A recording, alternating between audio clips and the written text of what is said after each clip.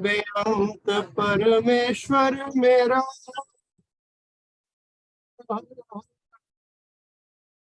नित जाऊं बलिहार।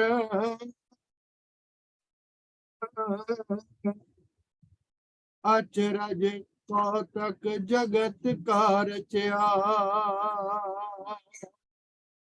सत कादर करतार।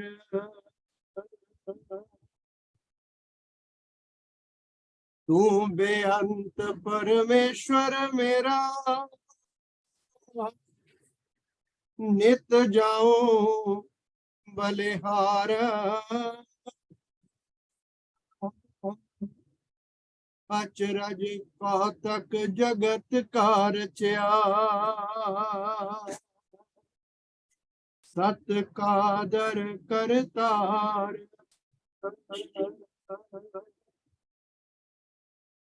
कुदरत देखी तेरी कादर जल थल तो भरपूर। देख देख त्रिपत चित भया मनसा भई कापूर।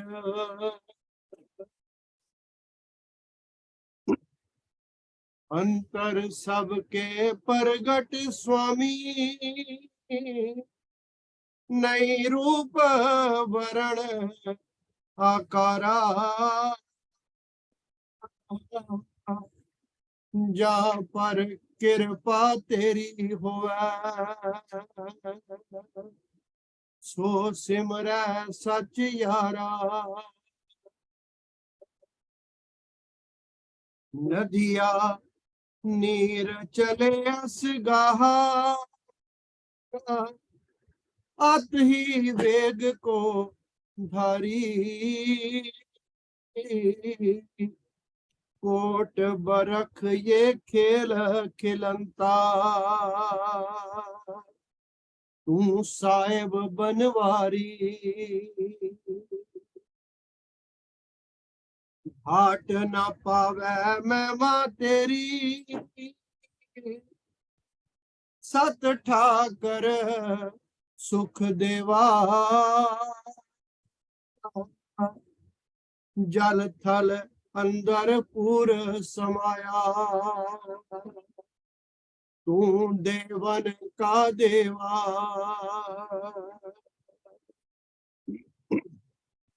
तपन बुझाओ शीतल कर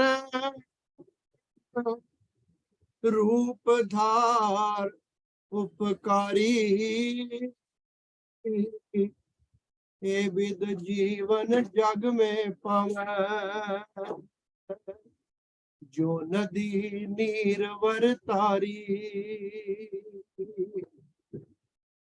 अपना आप त्याग कर तू पर सुख देवन ताई।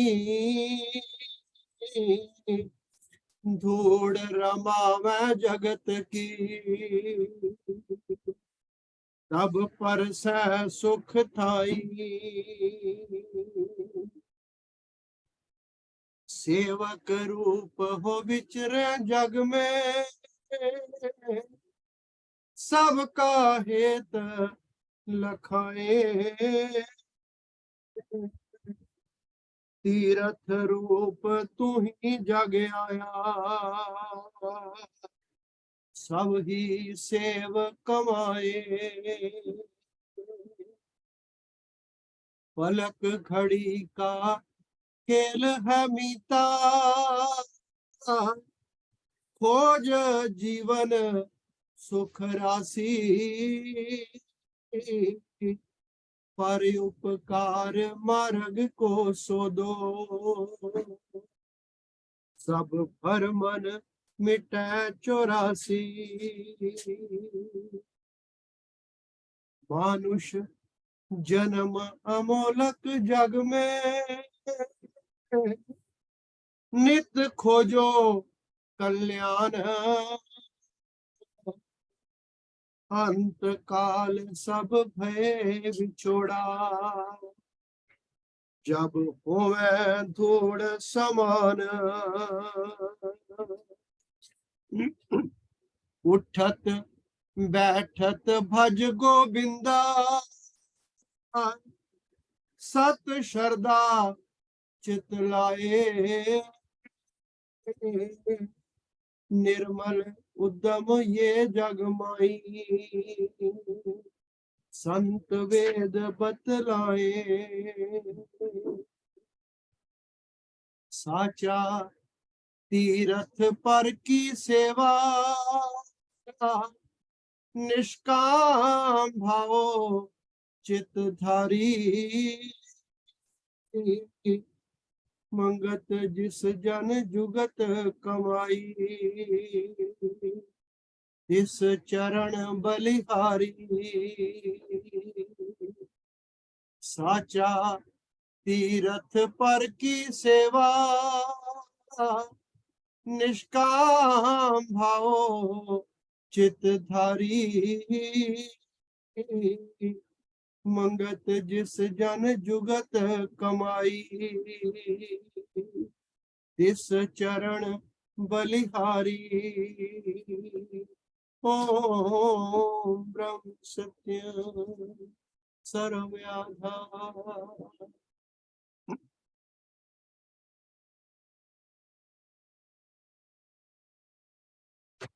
परम आदरणीय नारायण रूप संगत, श्रद्धेय मातृशक्ति, महाराज जी का एक सत उपदेश है। मुख की अधिक अग्नि को सत विचार और वैराग के जल से नित ही सींचना चाहिए। मोह की अधिक अग्नि को सत विचार और वैराग के जल से नित ही सींचना चाहिए, तब ही मनोवृत्ति अंतर्मुख होकर सत नाम में दृढ़ हो सकती है। इस शरीर की, इस संसार की नाशवान यात्रा को दृढ़ निश्चय से अनुभव करके हर वक्त सत्यपरायणता में निश्चल होना चाहिए। महाराज जी का ये उपदेश है कि जो मोह की अग्नि मेरे अंदर प्रचंड हो रही है, इसको वैराग के जल से ठंडा करना चाहिए। जब से जीव शरीर की कैद में आया है, इसे इंद्रियों के रस भोगों का ज्ञान साथ ही साथ पता लगता रहता है। इस पांच तत्विक देह आकार में पांच दोष भी प्रकट हो रहे हैं। जल, वायु, पृथ्वी, आकाश, पांच तत्वों से ये शरीर बना है, और काम, क्रोध, लोभ, मोह, अहंकार ये इससे उत्पन्न हो रहे हैं। जीव मोहवश होकर अनेक विकारों से घिरा रहता है। अति संपत्ति को इकट्ठा करके भी इसे चैन नहीं। भोगों को भोगते भोगते शारीरिक रोगों और मानसिक चिंता को पैदा कर लेता है। जीव के वास्ते कोई बाहर से दुख नहीं लाता। जीव की अपनी शुभ अशुभ करनी उसके सुख दुख का बायस यानी कारण बनती जाती है। जीव के वास्ते कोई बाहर से सुख दुख नहीं लाता। इसकी शुभ अशुभ करनी ही उसके सुख दुख का बायस बनती चली जाती है। हर किस्म के सुख हासिल करने पर भी अज्ञानता से ये फिर भी तपायमान होता रहता है। नित्य ये प्यासा और अशांत रहता है, क्योंकि जिस बात को समझना था उसे समझा नहीं। चित्त के अंदर ज्ञान संबंधी, आत्म संबंधी विचार आते ही नहीं। काम अग्नि से क्रोध आकर वासना को अच्छी तरह पूर्ण करने के वास्ते लोभ का सहारा लेता है। लोभ करके फिर मोह बढ़ जाता है।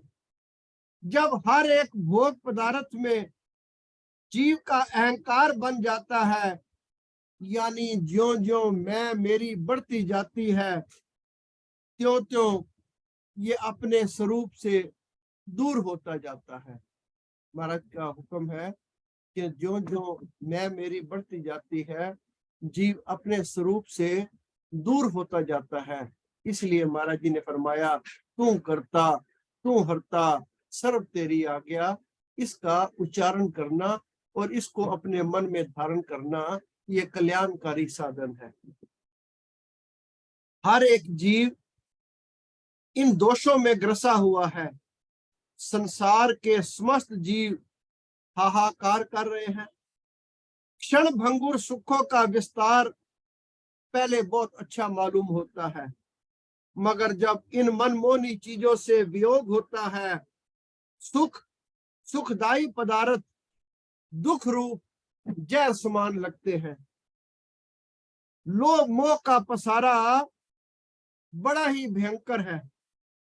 संसार के सुंदर विस्तार को देखकर जीव पल पल विखे भूलता रहता है। आग से जीव के अंदर ज्ञान वायु चल जाए, जिससे चित्त को ठंडा करके इसकी जलन को खत्म कर दे। विचार करना है, ये कैसे हो सकता है? ऐसा प्रभु परायण होने से हो सकता है। महाराज फरमान करते हैं, विचार करना है कि चित्त ठंडा कैसा हो सकता है। फिर महाराज जी इसका उत्तर देते हैं, ऐसा प्रभु परायण होने से हो सकता है। प्रभु परायण होने से ही खुलासी हो सकती है। अपना छुटकारा यानी मुक्ति इसने आप ही हासिल करनी है। ईश्वर सिमरन और भजन के बगैर निर्भय अवस्था प्राप्त नहीं हो सकती। ईश्वर सिमरन और भजन के बगैर निर्भय अवस्था प्राप्त नहीं हो सकती। काल कर्म की फांसी से छूटने के लिए केवल प्रभु की याद है। जीव जो है काल और कर्म में बंधा हुआ है। महाराज जी का आदेश है कि इससे छूटने के लिए केवल और केवल प्रभु की याद है। ये जीव आश्रय ढूंढता है, चाहता है इसकी जगह कोई भाई पंडित मौलवी पाठ कर दे। क्योंकि हम जब भी ऐसा पाठ रखवाते हैं तो कोशिश ये होती है कि भाई जी आए, पंडित जी आए, मौलवी आए और उसका पाठ कर दे, मुझे कुछ करना ना पड़े। झूठ को सच जो ये दिन रात कर रहा है, क्या इससे कोई इसे छुड़ा सकता है? जिंदगी में जो शुभ अशुभ कर्म इसने किए हैं, इसका एवजाना जरूर देना पड़ेगा। जिस तरह खोटे कर्म करके बुद्धि को मलिन कर लिया था, उसी तरह जब ये सत्कर्म करेगा तो निर्मल होगा। सत्कर्म सबसे बड़ा ईश्वर की याद है। मानुष जन्म में ये सत्कर्तव्य कर सकता है। इसके करने से ही इसका सुधार हो सकता है। जीव जन्म जन्मांतर से माया मोह में ग्रसा हुआ है। कल्याण का आसान रास्ता इसके वास्ते ये है कि प्रभु सिमरन और जगत की सेवा करे। कल्याण का आसान रास्ता इसके वास्ते ये है कि ये प्रभु सिमरन और जगत की सेवा करे। सिमरन और सेवा करते करते सुरती आखिर प्रभु प्रेम में मगन हो जाती है। महाराज जी फरमाते हैं, आप गवाइए ताश्यों पाइए, सौदा दस्त बदस्ती पाइए। यानी जब तक मेरा अपना अहंकार जिंदा है तो परमात्मा की प्राप्ति नहीं हो सकती। पहले अपने आप को, अपने अहंकार को खत्म करना है। आप गंवाइए, तांस्यों पाइए, सौदा दस्त बदस्ती पाइए। प्रेमी फकीरों ने तो कहना ही है, संसार में हजारों गुरु पीर अवतार आए, जिन्होंने उनके वचनों पर तन मन कुर्बान किया, वो परम सुख को प्राप्त हुए। जीव शारीरिक ममता में दिन रात तपायमान हो रहे हैं। शांति को हासिल करने के लिए केवल आत्म पूजा है। शरीर और आत्मा ये दो अलग अलग चीजें हैं। ये जीव शरीर को ही सब कुछ मान रहा है और बुलेखे में मानकर पड़ा रहता है। ये कोई मामूली पीड़ा नहीं। इस तरह सत्संग सुनते सुनते श्रद्धा और शौक पैदा हो जाता है और जीव छुटकारा प्राप्त कर लेता है। प्रभु कृपा करें, सतबुद्धि बख्शें, ताकि सत साधन करके ये जीव छुटकारा प्राप्त कर ले। इसके बाद आनंद सार प्रसंग के दोहे पढ़े गए, आरती और प्रसाद बांटा गया। इसके बाद एक प्रेमी ने प्रश्न किया, महाराज जी, अगर भाई मौलवी पंडित हमारी कल्याण नहीं कर सकते तो फिर कल्याण कैसे होगी? श्री महाराज जी फरमाने लगे, प्रेमी पंडित भाई कल्याण का कुछ रास्ता बता सकते हैं, वो भी जितना वो जानते होंगे। कल्याण चाहते हो या भगवान के चरण अमृत से मुक्ति हासिल करना चाहते हो? महाराज कहते हैं दो बातें हैं, एक तो जीव का कल्याण होना, जीव की गति होना। एक होता है कि खाली चरणामृत का पान करके अपनी कल्याण चाह लेना। प्रेमी कल्याण चाहते हो या भगवान के चरण अमृत से मुक्ति हासिल करना चाहते हो और करना धरना कुछ ना पड़े? प्रेमी ये ठगी ठगोली इस करके तुम भगवान को ठगना चाहते हो। क्या वो भोला है? वो कुछ नहीं जानता? तुम भी पागल, तुम्हारे को रास्ता बताने वाले भी पागल। जो अपनी कल्याण नहीं कर सकते वो तुम्हारी क्या कल्याण करेंगे? प्रेमी ठीक रास्ते को पकड़ो, पहले समझो करना क्या है, किधर से आए हैं, किधर जाना है, कल्याण का रास्ता बताने वाला कैसा होना चाहिए। प्रेमी पहले वहमों से बुद्धि को निकालो। आहिस्ता आहिस्ता सत्संग सुनने से पता चल जाएगा कल्याण क्या चीज है, कल्याण कैसे हो सकता है। कल्याण कोई खिलौना नहीं जो तुम्हारे हाथ में पकड़ा दिया जाए, तुम्हारा विश्वास ही है। तेरी कल्याण सत्संग में है, तेरी कल्याण सिमरन में है, तेरी कल्याण परोपकार में है, तेरी कल्याण हर प्राणी मात्र की निष्काम सेवा करने में है। अपने लवाजमात को कम करके जो धन बचे, लवाजमात कहते हैं एक जिंदगी में नेसेसिटी होती है, एक कंफर्ट होता है, एक लग्जरी होती है। लवाजमात का जो मतलब निकलता है वो लग्जरी ही है, यानी तू अपने जो बहुत सुख के साधन इकट्ठा करता है उसको कम करके जो धन बचे उसको गरीब, यतीम, अनाथों में उनकी सेवा में खर्च करो। खाली धूप दिखाकर भगवान को खुश करना चाहते हो? वो तुम्हारे घट घट की जानने वाला है।